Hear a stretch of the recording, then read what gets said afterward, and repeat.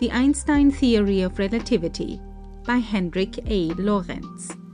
Section 1. Note: whether it is true or not that not more than 12 persons in all the world are able to understand Einstein's theory, it is nevertheless a fact that there is a constant demand for information about this much debated topic of relativity.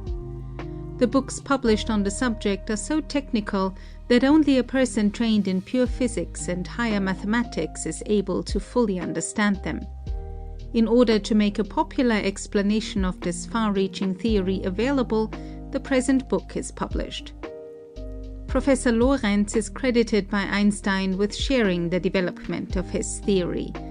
He is doubtless better able than any other man, except the author himself, to explain this scientific discovery. The publishers wish to acknowledge their indebtedness to the New York Times, the Review of Reviews, and the Athenaeum for courteous permission to reprint articles from their pages. Professor Lorentz's article appeared originally in the Nieuwe Rotterdamsche Courant of November 19, 1919. Introduction.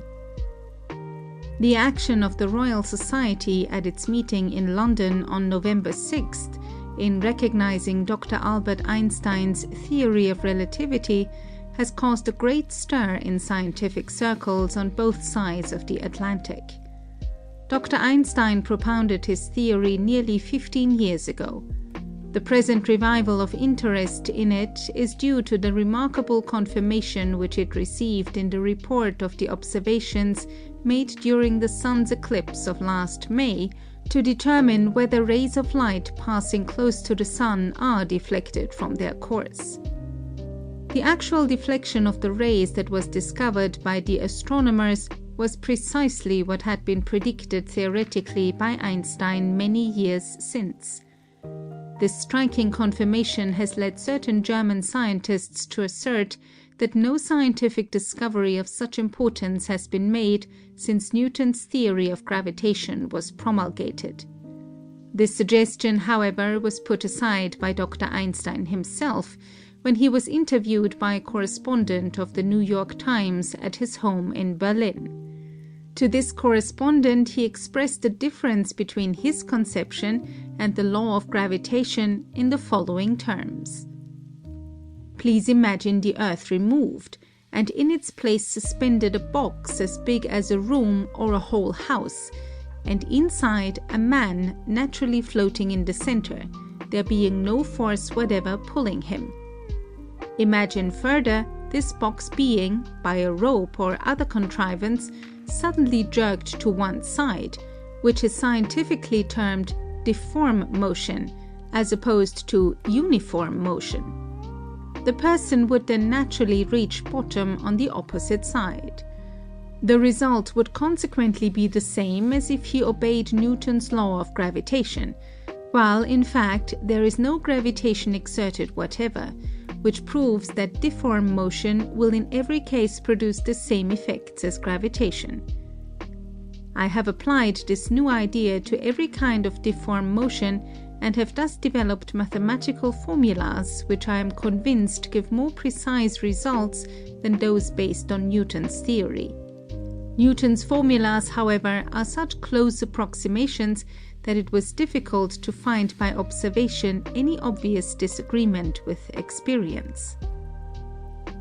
Dr. Einstein, it must be remembered, is a physicist and not an astronomer. He developed his theory as a mathematical formula. The confirmation of it came from the astronomers. As he himself said, the crucial test was supplied by the last total solar eclipse. Observations then proved that the rays of fixed stars, having to pass close to the sun to reach the Earth, were deflected the exact amount demanded by Einstein's formulas. The deflection was also in the direction predicted by him. The question must have occurred to many, what has all this to do with relativity? When this query was propounded by the Times correspondent to Dr. Einstein, he replied as follows. The term relativity refers to time and space. According to Galileo and Newton, time and space were absolute entities, and the moving systems of the universe were dependent on this absolute time and space. On this conception was built the science of mechanics. The resulting formulas sufficed for all motions of a slow nature. It was found, however, that they would not conform to the rapid motions apparent in electrodynamics. This led the Dutch professor, Lorentz, and myself to develop the theory of special relativity.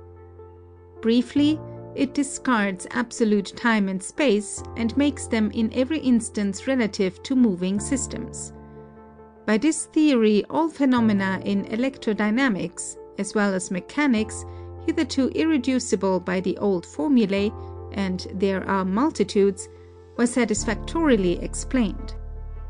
Till now it was believed that time and space existed by themselves, even if there was nothing else, no sun, no earth, no stars, while now we know that time and space are not the vessel for the universe, but could not exist at all if there were no contents, namely no sun, earth, and other celestial bodies.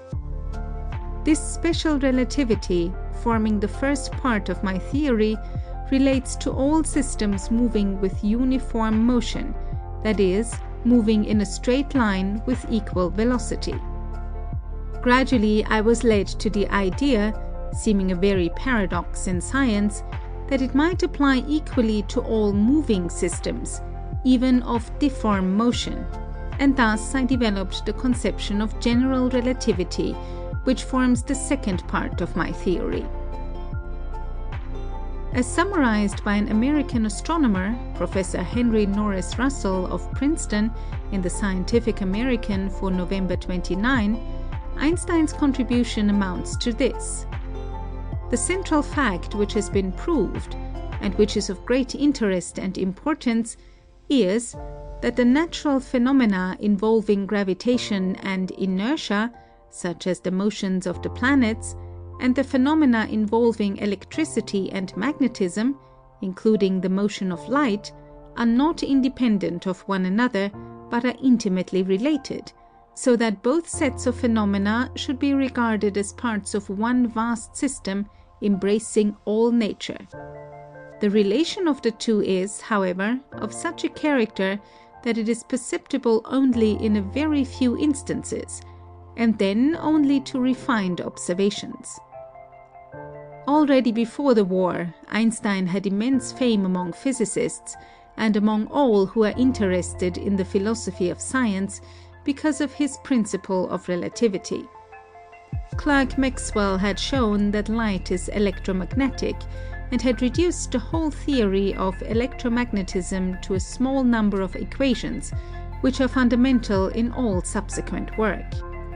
But these equations were entangled with the hypothesis of the ether, and with the notion of motion relative to the ether.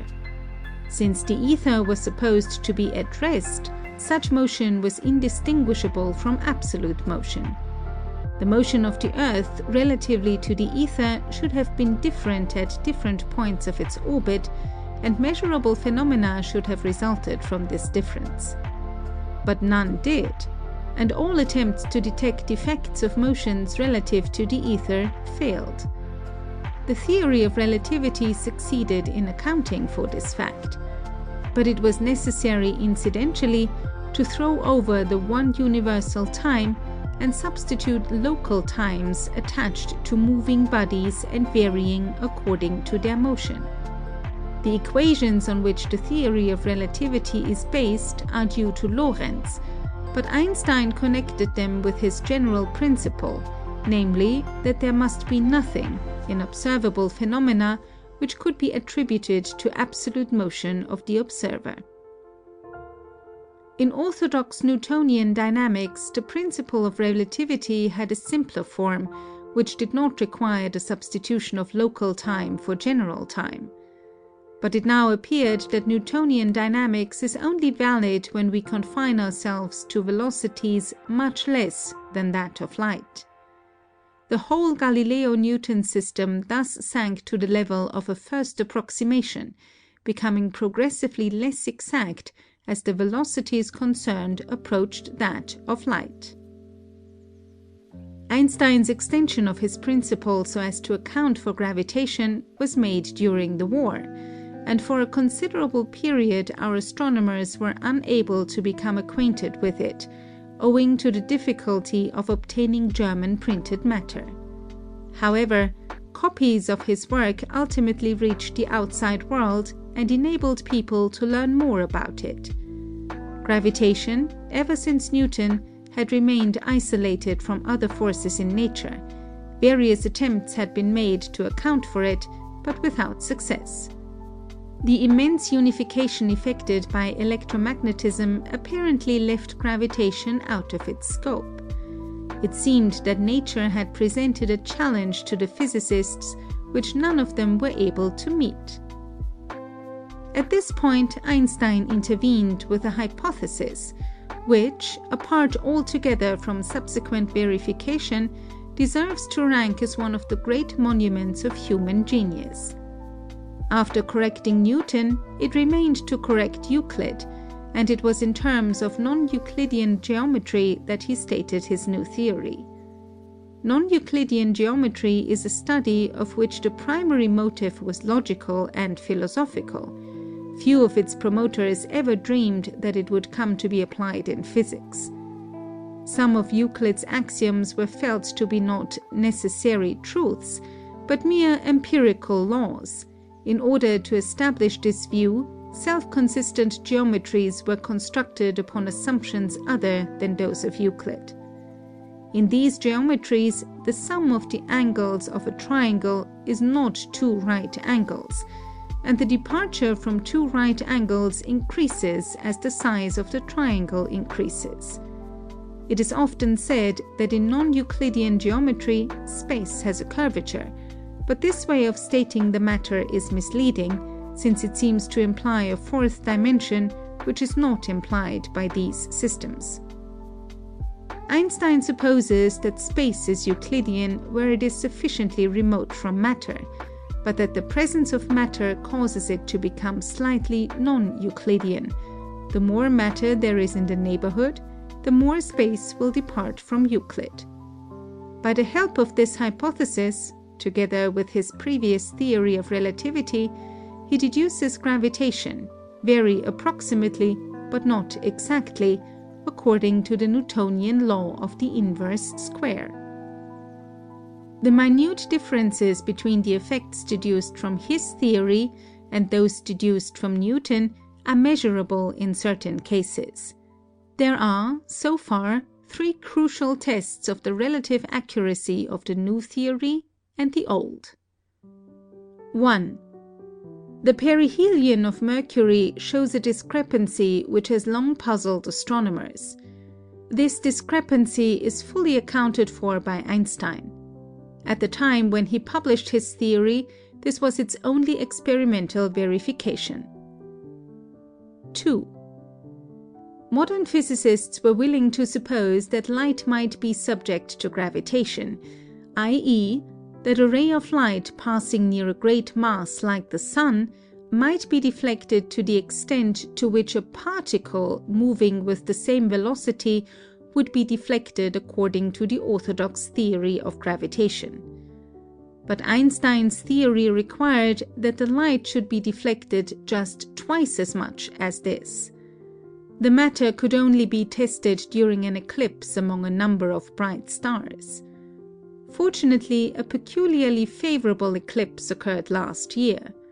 The results of the observations have now been published and are found to verify Einstein's prediction. The verification is not, of course, quite exact. With such delicate observations, that was not to be expected. In some cases, the departure is considerable. But, taking the advantage of the best series of observations, the deflection at the Sun's limb is found to be 1.98 seconds, with a probable error of about 6%, whereas the deflection calculated by Einstein's theory should be 1.75 seconds. It will be noticed that Einstein's theory gave a deflection twice as large as that predicted by the orthodox theory, and that the observed deflection is slightly larger than Einstein predicted. The discrepancy is well within what might be expected in view of the minuteness of the measurements. It is therefore generally acknowledged by astronomers that the outcome is a triumph for Einstein. 3. In the excitement of this sensational verification, there has been a tendency to overlook the third experimental test to which Einstein's theory was to be subjected. If his theory is correct as it stands, there ought, in a gravitational field, to be a displacement of the lines of the spectrum towards the red. No such effect has been discovered. Spectroscopists maintain that, so far as can be seen at present, there is no way of accounting for this failure if Einstein's theory in its present form is assumed.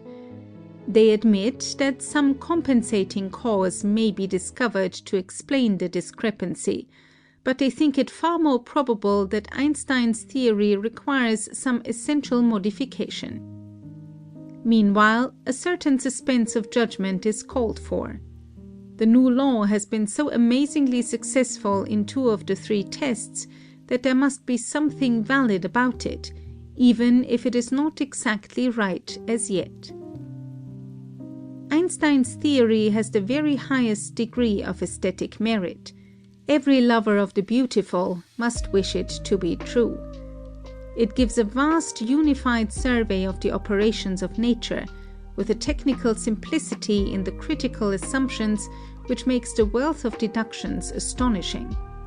It is a case of an advance arrived at by pure theory. The whole effect of Einstein's work is to make physics more philosophical, in a good sense, and to restore some of that intellectual unity which belonged to the great scientific systems of the 17th and 18th centuries, but which was lost through increasing specialization and the overwhelming mass of detailed knowledge. In some ways, our age is not a good one to live in, but for those who are interested in physics, there are great compensations. The Einstein Theory of Relativity, a concise statement by Professor Hendrik A. Lorentz of the University of Leiden. The total eclipse of the Sun on May 29th resulted in a striking confirmation of the new theory of the universal attractive power of gravitation developed by Albert Einstein, and thus reinforced the conviction that the defining of this theory is one of the most important steps ever taken in the domain of natural science. In response to a request by the editor, I will attempt to contribute something to its general appreciation in the following lines. For centuries, Newton's doctrine of the attraction of gravitation has been the most prominent example of a theory of natural science. Through the simplicity of its basic idea, an attraction between 2 bodies proportionate to their mass and also proportionate to the square of the distance, through the completeness with which it explained so many of the peculiarities in the movement of the bodies making up the solar system, and finally through its universal validity, even in the case of the far distant planetary systems, it compelled the admiration of all. But while the skill of the mathematicians was devoted to making more exact calculations of the consequences to which it led, no real progress was made in the science of gravitation. It is true that the inquiry was transferred to the field of physics, following Cavendish's success in demonstrating the common attraction between bodies with which laboratory work can be done, but it always was evident that natural philosophy had no grip on the universal power of attraction. While in electric effects an influence exercised by the matter placed between bodies was speedily observed, the starting point of a new and fertile doctrine of electricity, in the case of gravitation not a trace of an influence exercised by intermediate matter could ever be discovered. It was and remained inaccessible and unchangeable, without any connection, apparently, with other phenomena of natural philosophy. Einstein has put an end to this isolation. It is now well established that gravitation affects not only matter, but also light. Thus strengthened in the faith that his theory already has inspired, we may assume with him that there is not a single physical or chemical phenomenon which does not feel, although very probably in an unnoticeable degree, the influence of gravitation, and that, on the other side, the attraction exercised by a body is limited in the first place by the quantity of matter it contains, and also, to some degree, by motion and by the physical and chemical condition in which it moves. It is comprehensible that a person could not have arrived at such a far-reaching change of view by continuing to follow the old beaten paths, but only by introducing some sort of new idea. Indeed, Einstein arrived at his theory through a train of thought of great originality. Let me try to restate it in concise terms. The Earth as a moving car. Everyone knows that a person may be sitting in any kind of a vehicle without noticing its progress, so long as the movement does not vary in direction or speed. In a car of a fast express train, objects fall in just the same way as in a coach that is standing still. Only when we look at objects outside the train, or when the air can enter the car, do we notice indications of the motion. We may compare the Earth with such a moving vehicle, which in its course around the Sun has a remarkable speed, of which the direction and velocity during a considerable period of time may be regarded as constant. In place of the air now comes, so it was reasoned formerly, the ether, which fills the spaces of the universe and is the carrier of light and of electromagnetic phenomena. There were good reasons to assume that the Earth was entirely permeable for the ether and could travel through it without setting it in motion. So here was a case comparable with that of a railroad coach open on all sides. There certainly should have been a powerful ether wind blowing through the Earth and all our instruments, and it was to have been expected that some signs of it would be noticed in connection with some experiment or other. Every attempt along that line, however, has remained fruitless. All the phenomena examined were evidently independent of the motion of the Earth. That this is the way they do function was brought to the front by Einstein in his first or special theory of relativity. For him, the ether does not function, and in the sketch that he draws of natural phenomena, there is no mention of that intermediate matter. If the spaces of the universe are filled with an ether, let us suppose with a substance in which, aside from eventual vibrations and other slight movements, there is never any crowding or flowing of one part alongside of another, then we can imagine fixed points existing in it. For example, points in a straight line, located 1 meter apart, points in a level plane, like the angles or squares on a chessboard extending out into infinity, and finally, points in space, as they are obtained by repeatedly shifting that level spot a distance of a meter in the direction perpendicular to it. If, consequently, one of the points is chosen as an original point, we can, proceeding from that point, reach any other point through 3 steps in the common perpendicular directions in which the points are arranged. The figures showing how many meters are comprised in each of the steps may serve to indicate the place reached and to distinguish it from any other. These are, as is said, the coordinates of these places, comparable, for example, with the numbers on a map giving the longitude and latitude. Let us imagine that each point has noted upon it the 3 numbers that give its position. Then we have something comparable with a measure with numbered subdivisions. Only we now have to do, one might say, with a good many imaginary measures in 3 common perpendicular directions. In this system of coordinates, the numbers that fix the position of one or the other of the bodies may now be read off at any moment. This is the means which the astronomers and their mathematical assistants have always used in dealing with the movement of the heavenly bodies. At a determined moment, the position of each body is fixed by its 3 coordinates. If these are given, then one knows also the common distances, as well as the angles formed by the connecting lines, and the movement of a planet is to be known as soon as one knows how its coordinates are changing from one moment to the other. Thus, the picture that one forms of the phenomena stands there as if it were sketched on the canvas of the motionless ether. Einstein's departure.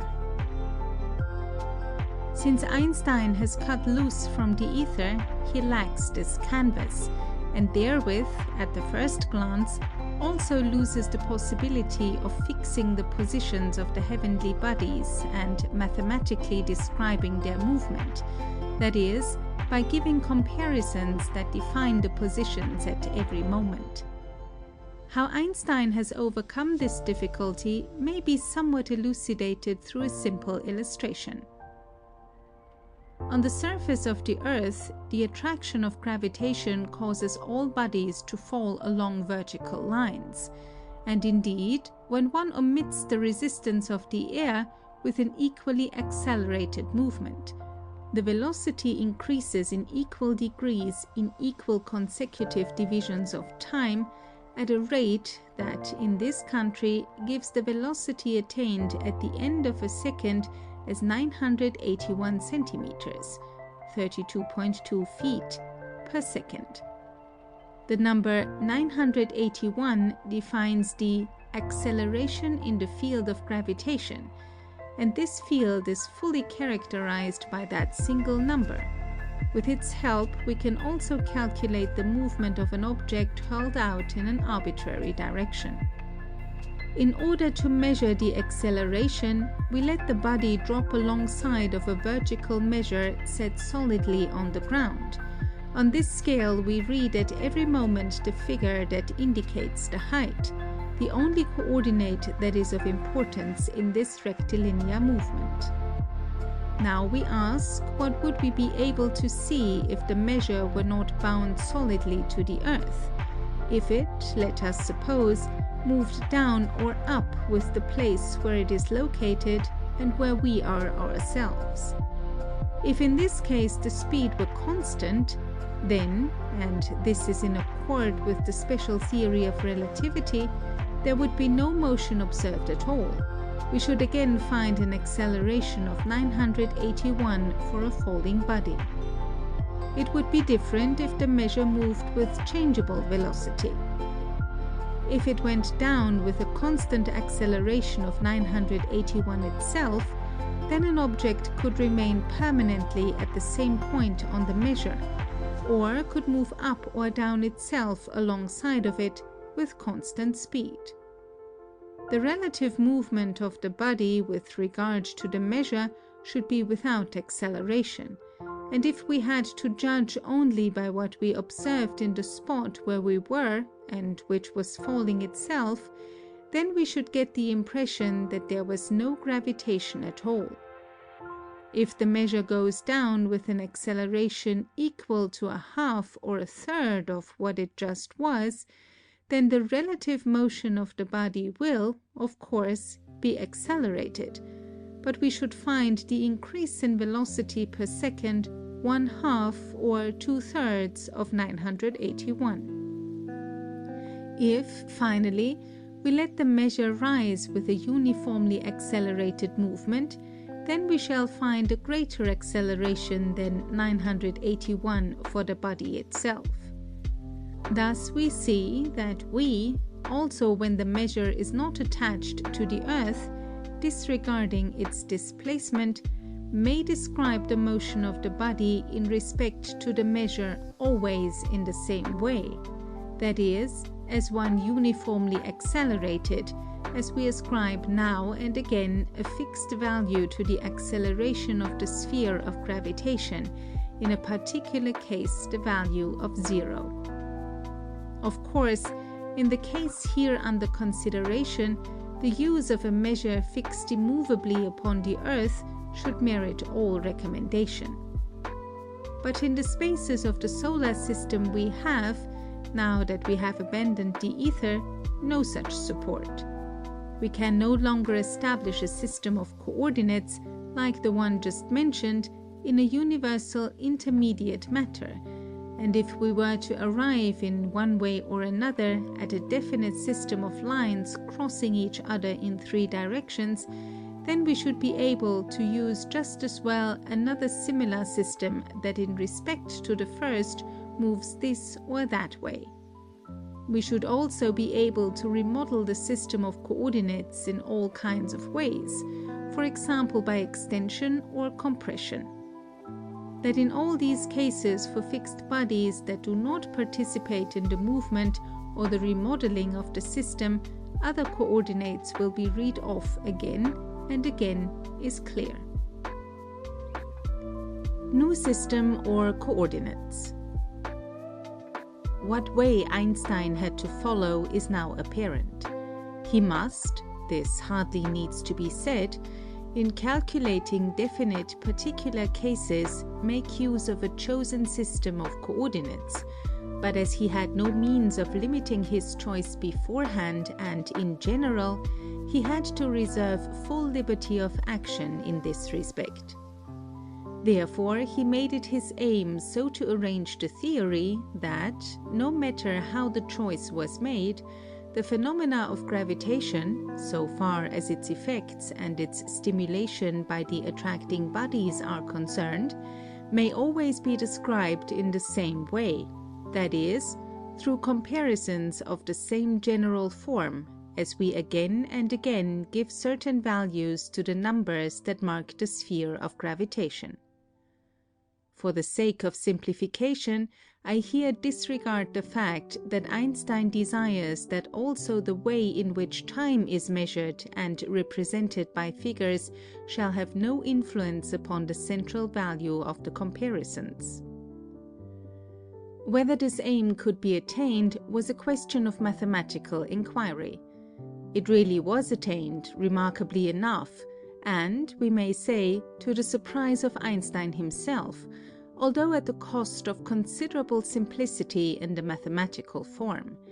It appeared necessary for the fixation of the field of gravitation in one or the other point in space to introduce no fewer than 10 quantities in the place of the one that occurred in the example mentioned above. In this connection, it is of importance to note that when we exclude certain possibilities that would give rise to still greater intricacies, the form of comparison used by Einstein to present the theory is the only possible one. The principle of the freedom of choice in coordinates was the only one by which he needed to allow himself to be guided. Although thus there was no special effort made to reach a connection with the theory of Newton, it was evident, fortunately, at the end of the experiment that the connection existed. If we avail ourselves of the simplifying circumstance that the velocities of the heavenly bodies are slight in comparison with that of light, then we can deduce the theory of Newton from the new theory, the universal relativity theory, as it is called by Einstein. Thus, all the conclusions based upon the Newtonian theory hold good, as must naturally be required. But now we have got further along. The Newtonian theory can no longer be regarded as absolutely correct in all cases.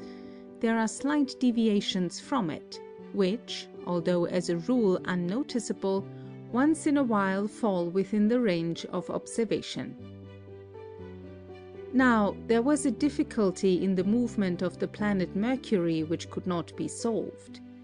Even after all the disturbances caused by the attraction of other planets had been taken into account, there remained an inexplicable phenomenon, that is, an extremely slow turning of the ellipsis described by Mercury on its own plane. Leverrier had found that it amounted to 43 seconds a century. Einstein found that, according to his formulas, this movement must really amount to just that much. Thus, with a single blow, he solved one of the greatest puzzles of astronomy. Still more remarkable, because it has a bearing upon a phenomenon which formerly could not be imagined, is the confirmation of Einstein's prediction regarding the influence of gravitation upon the course of the rays of light. That such an influence must exist is taught by a simple examination. We have only to turn back for a moment to the following comparison in which we were just imagining ourselves to make our observations. It was noted that when the compartment is falling with the acceleration of 981, the phenomena therein will occur just as if there were no attraction of gravitation. We can then see an object, A, stand still somewhere in open space. A projectile, B, can travel with constant speed along a horizontal line without varying from it in the slightest. A ray of light can do the same. Everybody will admit that in each case, if there is no gravitation, light will certainly extend itself in a rectilinear way. If we limit the light to a flicker of the slightest duration, so that only a little bit, C, of a ray of light arises, or if we fix our attention upon a single vibration of light, C, while we on the other hand give to the projectile B a speed equal to that of light, then we can conclude that B and C in their continued motion can always remain next to each other. Now, if we watch all this, not from the movable compartment, but from a place on the Earth, then we shall note the usual falling movement of object A, which shows us that we have to deal with a sphere of gravitation. The projectile B will, in a bent path, vary more and more from a horizontal straight line, and the light will do the same, because if we observe the movements from another standpoint, this can have no effect upon the remaining next to each other of B and C. Deflection of light. The bending of a ray of light thus described is much too light on the surface of the Earth to be observed. But the attraction of gravitation exercised by the Sun on its surface is, because of its great mass, more than 27 times stronger, and a ray of light that goes close by the superficies of the Sun must surely be noticeably bent. The rays of a star that are seen at a short distance from the edge of the Sun will, going along the Sun, deviate so much from the original direction that they strike the eye of an observer as if they came in a straight line from a point somewhat further removed than the real position of the star from the Sun. It is at that point that we think we see the star, so here is a seeming displacement from the Sun, which increases in the measure in which the star is observed closer to the Sun. The Einstein theory teaches that the displacement is in inverse proportion to the apparent distance of the star from the center of the Sun, and that for a star just on its edge it will amount to 1.75 seconds. This is approximately the 1,000th part of the apparent diameter of the Sun. Naturally, the phenomenon can only be observed when there is a total eclipse of the Sun. Then one can take photographs of neighboring stars, and through comparing the plate with a picture of the same part of the heavens, taken at a time when the Sun was far removed from that point, the sought-for movement to one side may become apparent. Thus, to put the Einstein theory to the test was the principal aim of the English expeditions sent out to observe the eclipse of May 29th, one to Princess Island, off the coast of Guinea, and the other to Sobral, Brazil. The first named expedition's observers were Eddington and Cottingham, those of the second, Crommelin and Davidson. The conditions were especially favorable, for a very large number of bright stars were shown on the photographic plate, the observers at Sobral being particularly lucky in having good weather.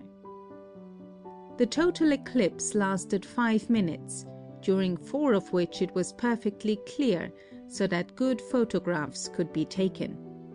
In the report issued regarding the results, the following figures, which are the average of the measurements made from the 7 plates, are given for the displacement of 7 stars. 1.02 seconds, 0.92 seconds, 0.84 seconds, 0.58 seconds, 0.54 seconds, 0.36 seconds, 0.24 seconds. Whereas, according to the theory, the displacements should have amounted to 0.88 seconds, 0.80 seconds, 0.75 seconds, 0.40 seconds, 0.52 seconds, 0.33 seconds, 0.20 seconds. If we consider that, according to the theory, the displacements must be in inverse ratio to the distance from the center of the Sun, then we may deduce from each observed displacement how great the sideways movement for a star at the edge of the Sun should have been. As the most probable result, therefore, the number 1.98 second was found from all the observations together. As the last of the displacements given above, that is 0.24 seconds, is about 1/8 of this, we may say that the influence of the attraction of the Sun upon light made itself felt upon the ray at a distance 8 times removed from its center. The displacements calculated according to the theory are, just because of the way in which they are calculated, in inverse proportion to the distance to the center. Now that the observed deviations also accord with the same rule, it follows that they are surely proportionate with the calculated displacements. The proportion of the first and the last observed sideways movements is 4.0, and that of the two most extreme of the calculated numbers is 4.4. This result is of importance, because thereby the theory is excluded, or at least made extremely improbable, that the phenomenon of refraction is to be ascribed to a ring of vapor surrounding the Sun for a great distance. Indeed, such a refraction should cause a deviation in the observed direction, and, in order to produce the displacement of one of the stars under observation, itself a slight proximity of the vapor ring should be sufficient. But we have every reason to expect that if it were merely a question of a mass of gas around the Sun, the diminishing effect accompanying a removal from the Sun should manifest itself much faster than is really the case. We cannot speak with perfect certainty here, as all the factors that might be of influence upon the distribution of density in a Sun atmosphere are not well enough known.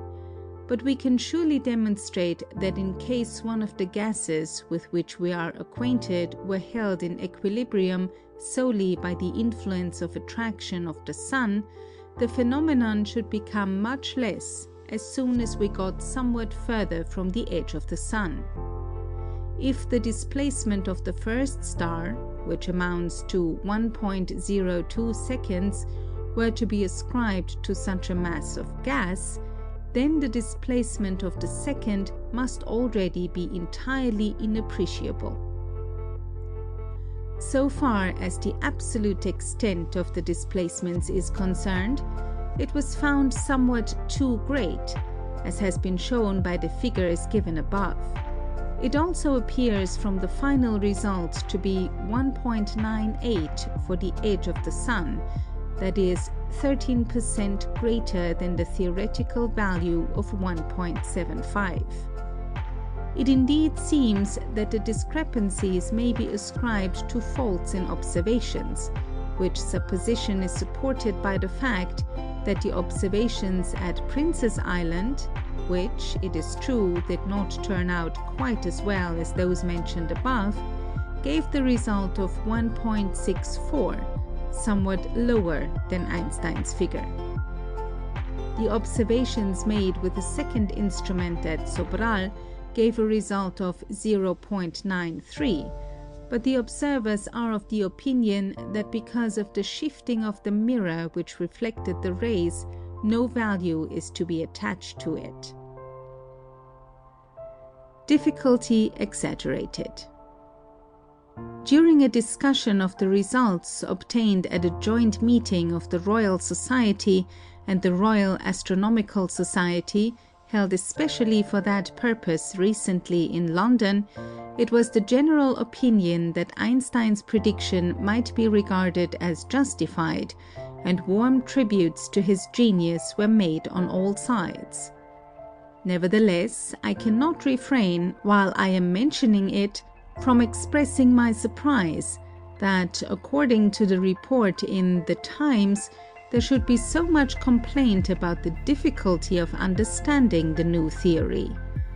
It is evident that Einstein's little book, about the special and the general theory of relativity in plain terms, did not find its way into England during wartime. Anyone reading it will, in my opinion, come to the conclusion that the basic ideas of the theory are really clear and simple. It is only to be regretted that it was impossible to avoid clothing them in pretty involved mathematical terms, but we must not worry about that. I allow myself to add that, as we follow Einstein, we may retain much of what has been formerly gained. The Newtonian theory remains in its full value as the first great step, without which one cannot imagine the development of astronomy, and without which the second step, that has now been made, would hardly have been possible. It remains, moreover, as the first, and in most cases sufficient, approximation. It is true that, according to Einstein's theory, because it leaves us entirely free as to the way in which we wish to represent the phenomena, we can imagine an idea of the solar system in which the planets follow paths of peculiar form and the rays of light shine along sharply bent lines. Think of a twisted and distorted planetarium. But in every case where we apply it to concrete questions, we shall so arrange it that the planets describe almost exact ellipses, and the rays of light almost straight lines. It is not necessary to give up entirely even the ether. Many natural philosophers find satisfaction in the idea of a material intermediate substance in which the vibrations of light take place, and they will very probably be all the more inclined to imagine such a medium when they learn that, according to the Einstein theory, gravitation itself does not spread instantaneously, but with a velocity that at the first estimate may be compared with that of light. Especially in former years, where such interpretations current and repeated attempts were made by speculations about the nature of the ether and about the mutations and movements that might take place in it, to arrive at a clear presentation of electromagnetic phenomena and also of the functioning of gravitation. In my opinion, it is not impossible that in the future this road, indeed abandoned at present, will once more be followed with good results, if only because it can lead to the thinking out of new experimental tests. Einstein's theory need not keep us from so doing.